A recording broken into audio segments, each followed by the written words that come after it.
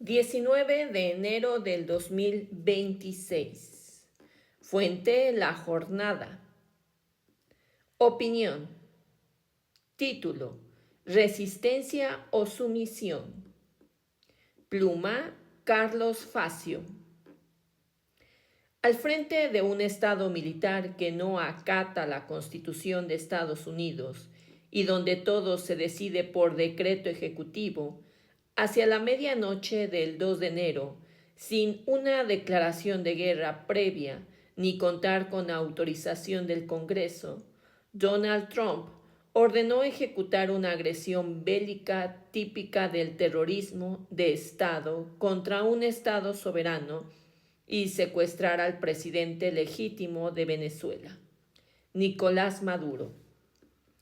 Como un primer paso de la agenda de reconquista hemisférica del corolario Trump a la doctrina Monroe, plasmado en la Estrategia de Seguridad Nacional 2025, esa doctrina exhibe a Estados Unidos como un supraestado gangsteril mafioso, de corte neofascista, investido con la facultad de coaccionar mediante la fuerza bruta el comportamiento del resto de los países en su Lebensraum, espacio vital, que deberá devenir en subordinadas regencias neocoloniales.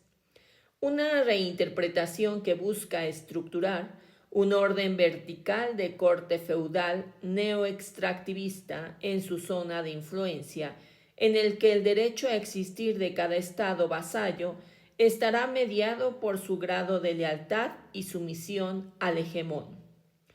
Toda tentativa de autonomía será recodificada como una amenaza que habilita mecanismos de presión, disciplinamiento, punitivo y o intervención directa o indirecta, como en el caso de Venezuela. La lealtad hemisférica deberá demostrarse aislándose de China, Rusia e Irán.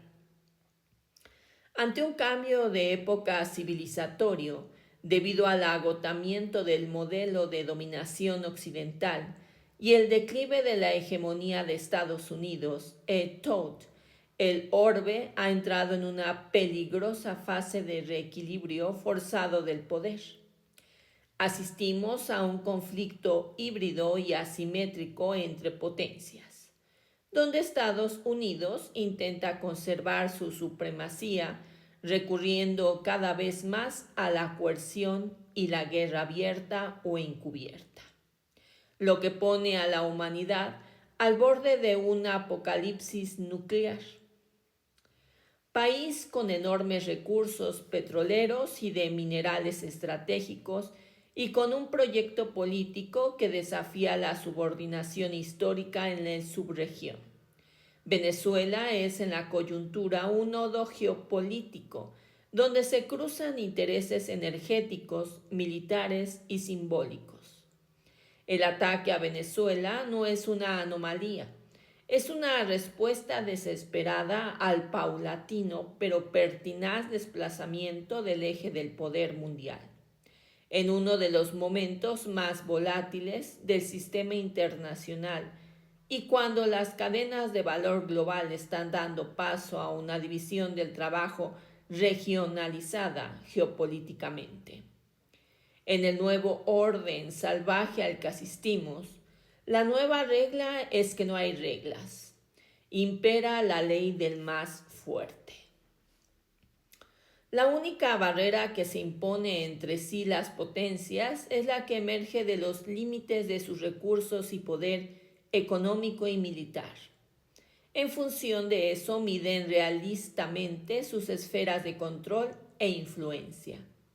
El que esta inflexión del orden preexistente tome formas violentas y depredadoras, carentes de narrativas legitimadoras, puede ser visto como el síntoma del crepúsculo de un régimen de dominación. Pero también esa brutalidad simple y pura es un síntoma de tormentoso nacimiento del orden nuevo. La violencia como recurrente partera de la historia. El método Venezuela, entre comillas, está en consonancia con el enfoque los negocios primero de Trump. El magnate abandonó toda simulación. Estados Unidos está en crisis de deuda y desea apoderarse del petróleo venezolano.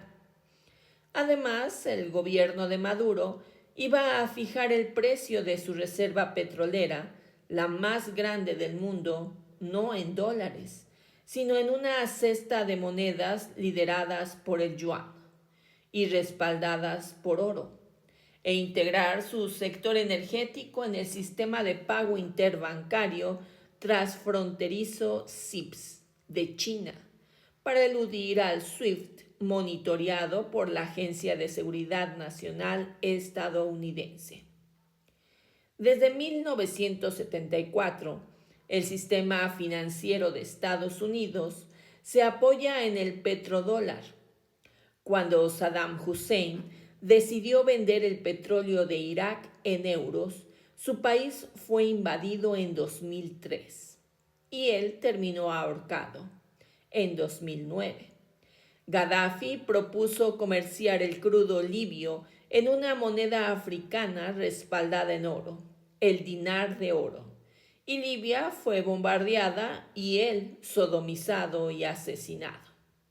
Ahora la medida de Maduro aceleraría de manera exponencial la desdolarización en curso, impulsada por China, Rusia, Arabia Saudita, Irán y otras naciones del BRICS. Y Caracas fue bombardeada y él secuestrado y encarcelado. Trump obtuvo una victoria táctica, pero no hubo cambio de régimen ni pudo instalar un gobierno títere en Venezuela. No se registró un colapso institucional vacío de poder político ni quiebre en la cadena de mando militar. La unidad político-partidista militar, comunal y popular no se fracturó. Por eso la guerra de espectro completo continúa con eje en las operaciones psicológicas encubiertas, la propaganda y el chantaje militar. Para su régimen necropolítico, cleptocrático y nihilista, la única variable que importa es la sumisión. De allí que amanece directamente a Delcy Rodríguez y otros dirigentes del proceso bolivariano. La presidenta encargada sabe que la soberanía no se delega y en este momento crítico ha dicho que gobernará con prudencia y paciencia estratégica frente a la extorsión y la coerción permanentes del imperio.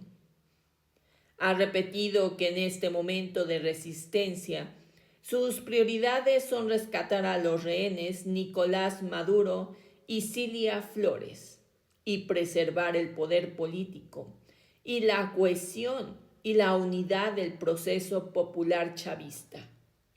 Dijo que la gran victoria del enemigo sería la división. En el contexto histórico actual, ante el aventurerismo de Trump y su equipo de fanáticos supremacistas, la defensa de la soberanía venezolana se transforma en una defensa del derecho de los pueblos. Fin de la nota.